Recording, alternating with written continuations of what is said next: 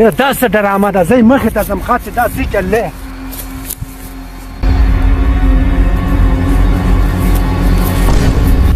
ماما ډاکو راپسې راخوښه دی پرېږدي مې نه په دې کې مې روپۍ دي سونه ده او ما نه پرېږدي دا سنبال که ته زه پسې واپس بیا راځم په دې پسې څه فکر ونه کړې فکر اوسه یو دم بس صحیح ده ماما زه لاړم ما نه پرېږدي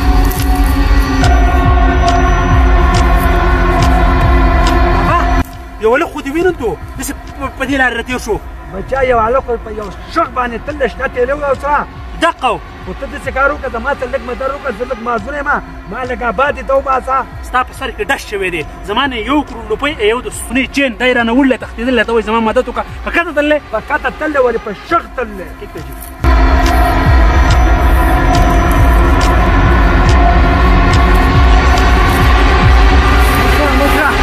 خدای مسلمانه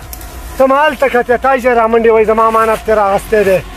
دا امانت تا ماله راکړو که نه خو شاته د پسې داسې ګونډه بدماش و که نه چې دې شي باندې سملاسم ځان مې معذوره کړو او بس ته میم بچ کړه ځان میم بچ کړه دا شی میم بچ کړو هغه مې په بله لارې ور مخامخ کړو ها مهرباني اوس راکړه امانت زما چې په دې کې ستا څه خخ نه رسي په دې باندې ما هلته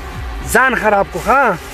څنګه زما دا دې کې زما د کروڑو روپو سونه ده پیسې دي پکې داسې کار به وکړې چې لږ مناسب روپۍ به درکړم که نه صفا راپورټ به درباندې وکړم پولیسو ته به دې مخامخ کړم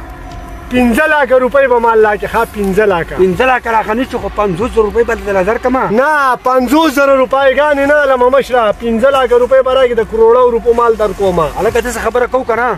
خو په هغې کج هغه که نه نه کج بیا زه خپله کار کوه لاک روپۍ در اخري در کوم او دا واخله زه ولې ځه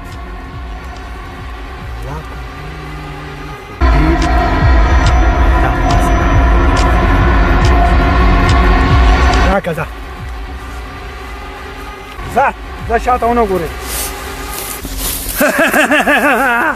د کروڑو روپۍ مې وویلې اوس به بنګلې شي او موټرې به شي او سپېشلې چرچې به شي اوس راشه کولاو که وایي ګوره چې څه څه مال دی څه څه نه دی